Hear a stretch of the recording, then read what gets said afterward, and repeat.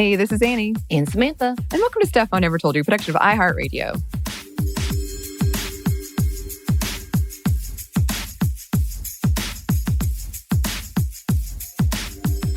All right. It is a Thursday. Yep. Literally a Thursday for us, finally. We don't often match up the dates that we record to the release, but it is our Thursday as well. And it is time for another delightful hour called the Happy Hour. And it's not an hour, like it's like 15 minutes. Yes, as always, drink responsibly if you choose to do so. Absolutely. We encourage you to take a moment and just take a breath and be with us. And if a beverage is involved, alcoholic or not, great. If not, also great. Also, currently, we are not sponsored by anybody we're talking about. So if there's any female beverage industry that wants to sponsor us, give us a call. It's not desperate at all. JK. I don't know, because we don't actually have a phone number to our show. So that would be super weird. But today, I am very excited because this was one of the first, alcohol beverages that I found when I was researching women in the industry. And it is a Macchu Pisco, which is a Pisco company from sisters Melanie, Asher, and Lizzie, who are on Instagram, by the way, as Spirit Sisters. They have a good time, according to their Instagram. I want to be their friend. That's what for sure. And today, because it is a type of liquor, it's a type of brandy, special brandy, we decided to make cocktails. Yes. I'm going to pour mine out. So if you don't like ASMR, you may want to click over this part. But I have a Pisco sour that I just mixed up. So I'm going to go ahead and pour it into my new cocktail glass. New-ish. I bought it for this segment specifically.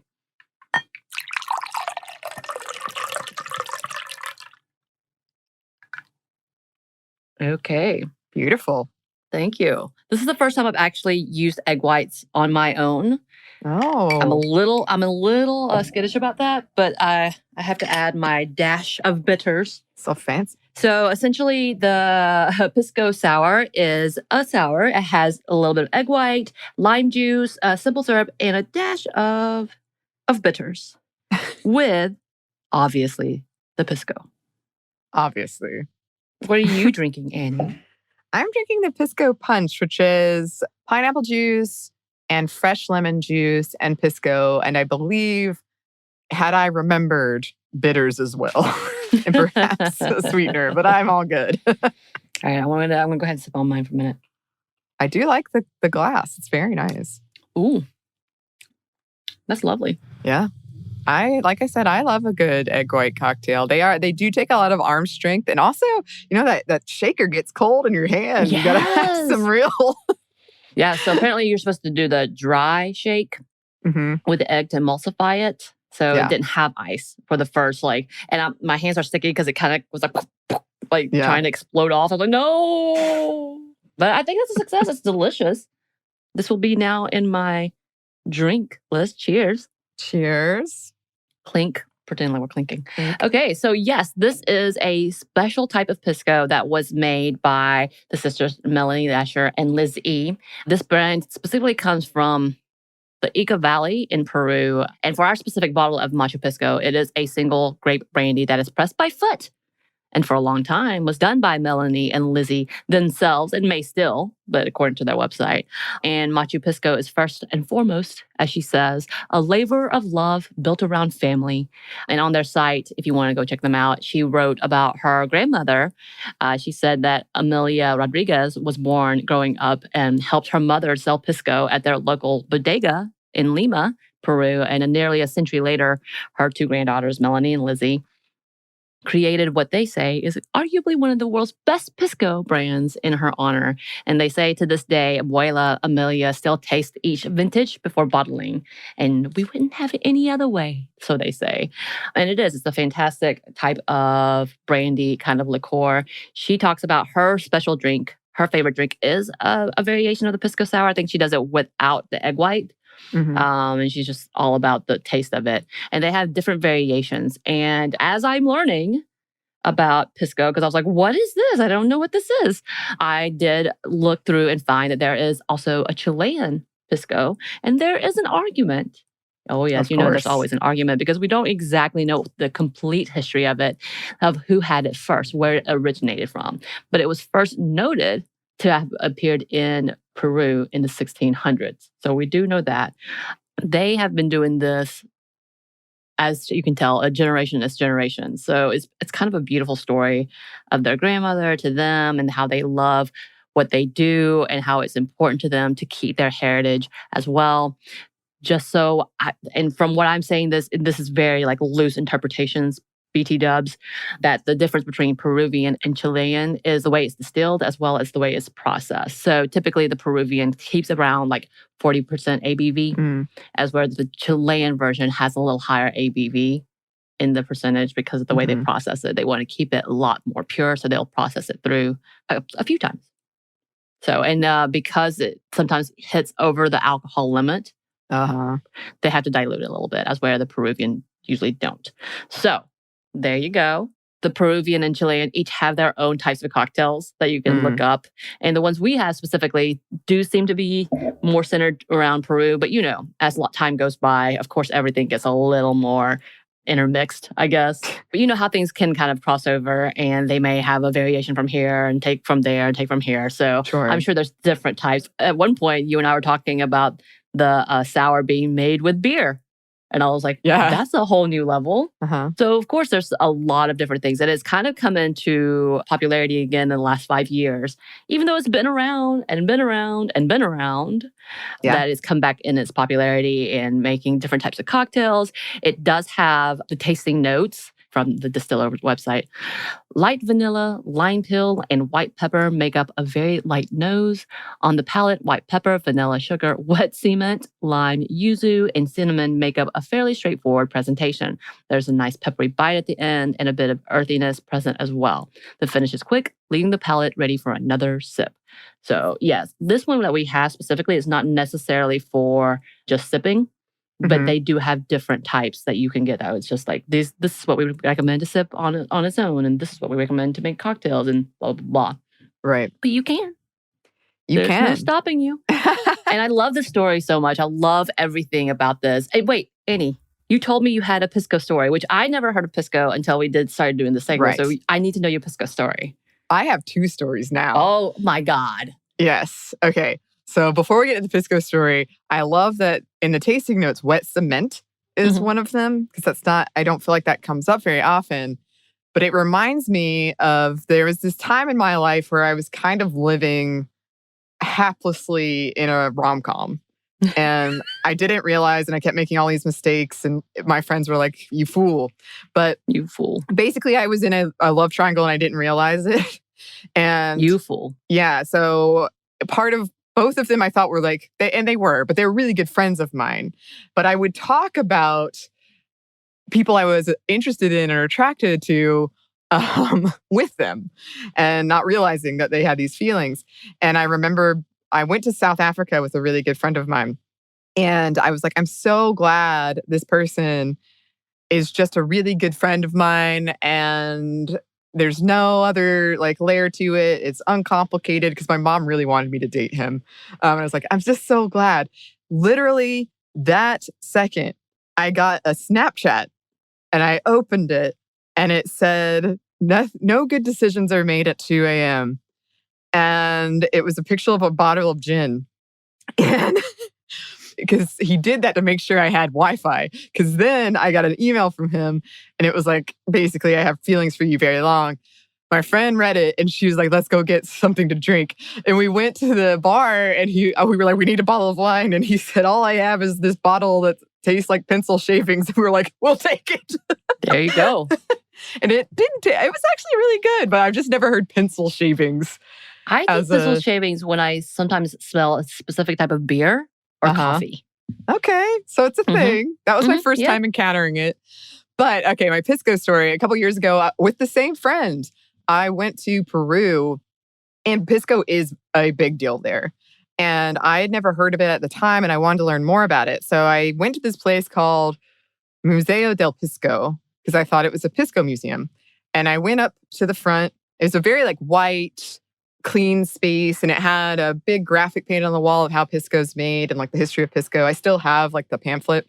And I went up to the guy at the front and I said in my very broken Spanish, I'd like a ticket to the museum.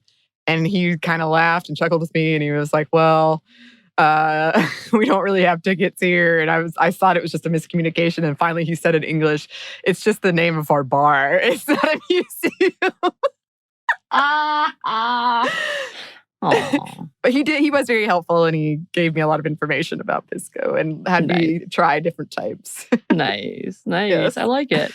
Uh-huh. Yeah, I definitely, with this Pisco, I definitely have it's reminiscent of a little bit of mezcal to me, that peppery, strong note, but I like it. But one of the things that I was thinking on, obviously Peru and Chile have a lot of history with it. And when it comes to things like Pisco, which is a very big part of their culture, I think about the heritage stuff. Mm-hmm. And I was just wondering, for you, so you and I have talked about the fact that we don't necessarily want children. We're good with where we are. Don't even necessarily need to get married. We're fine. But that makes me start thinking about, okay, the whole conversation of heritage and legacy. What are your thoughts and feelings about that type of ideas? They've evolved a lot over time because I was a really strange kid, is probably clear through this podcast.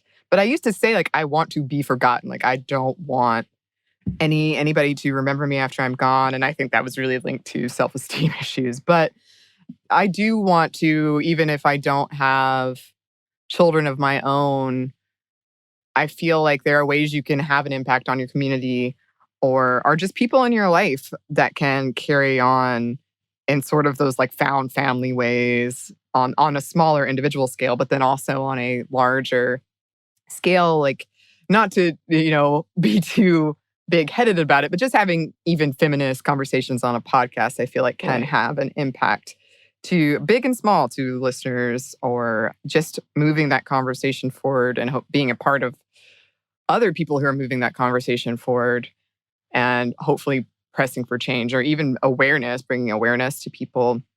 So I think things like that, after my dad died, there was a definite well, what did he leave behind for me, in me? And the things I think of, good and bad, some of those are very important and precious, but a lot of those things aren't relegated to family. You know what I mean? Right.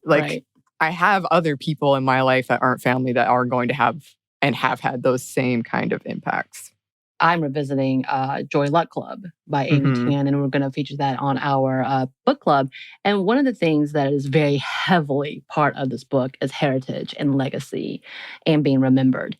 And I think that's part of the conversations that I constantly have when it comes to the fact that my heritage obviously has been taken from me, and not necessarily because of violence, not necessarily because of any, disdain or hate or any of that. That's not necessarily what it's about. But the fact of the matter is, being plucked from a different country, placed in a different country, and being obscured of your past. So essentially, not having any really good connotations of what happened. The one thing that I did bring, and I will say, as much as my parents could do, they did do.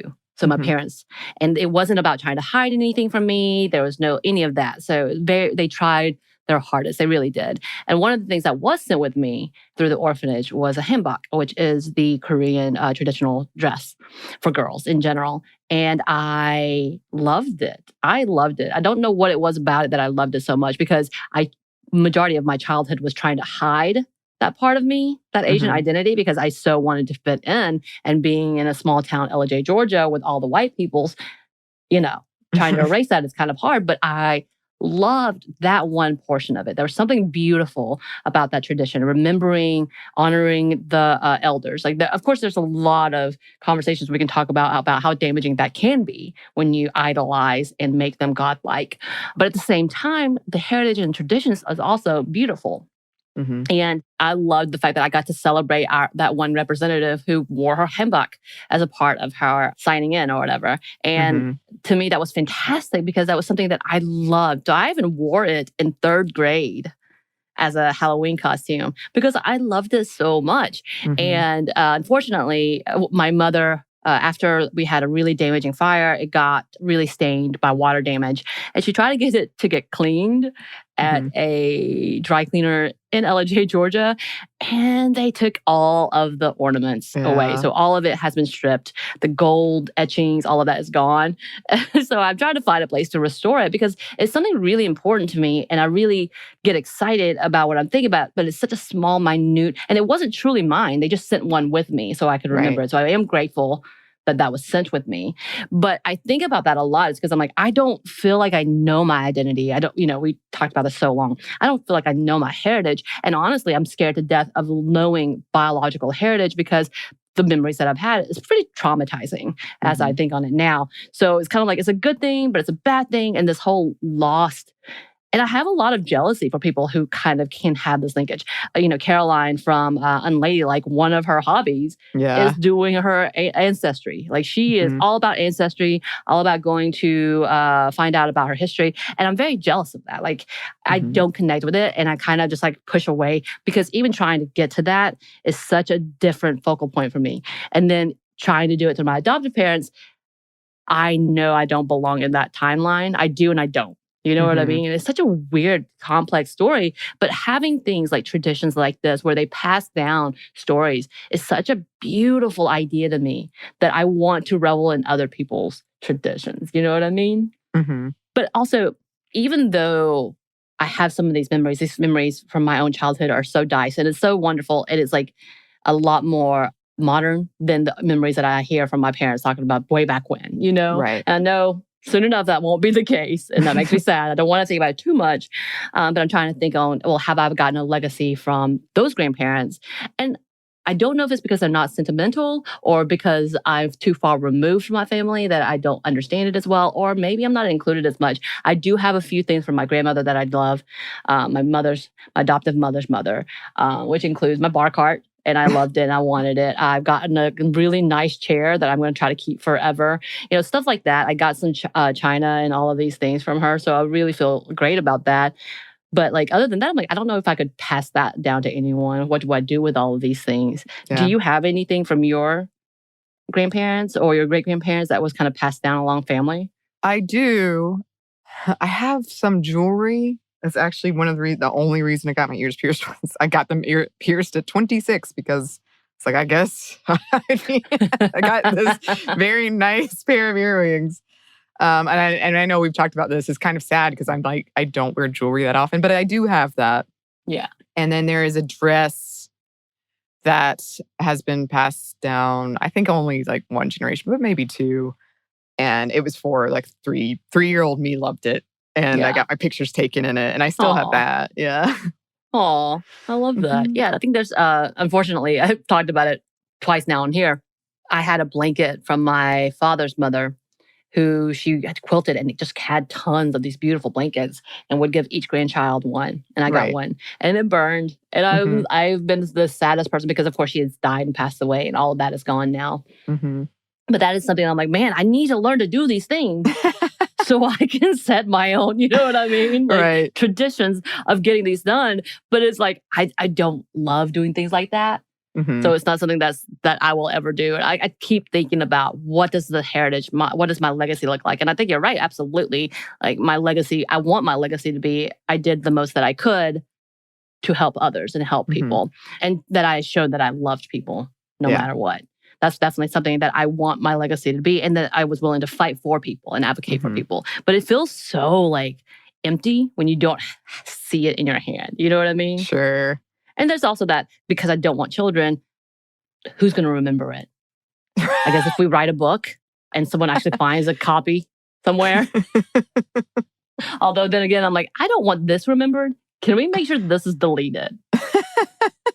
Are you talking about what's currently being recorded? I'm just saying some of the things. There are definitely things that I'm like, we're going to have to go back and think on this. It's like whatever when we talk about, oh, this looked good at the time. Right. Maybe that's not the legacy we want to keep. Exactly. Yeah. I recently guested on a show where they asked, like, do you keep a lot of physical media? And I said yes. And they asked me why. And I was like, one day, you're really banking on the fact that we won't ever lose the internet or we won't ever lose. Like, I want just in case. And they're like, that's a very apocalyptic way to think. Like, well, I'm prepared. They don't know you well. They obviously didn't know you well. They don't know why you are thinking that way. Mm-hmm. Yeah. Come on. Well, thank you guys for letting me think on this because again, like I said, a lot of these like traditions and backgrounds are beautiful and I love reveling in it. And this type of legacy, Pisco, is an amazing history. Like you, between the things that aren't recorded, between the things that are just through word of mouth, it's interesting to see how things have kept. And it's beautiful to see that the traditions have kept. And I love being able to unravel those. I do too.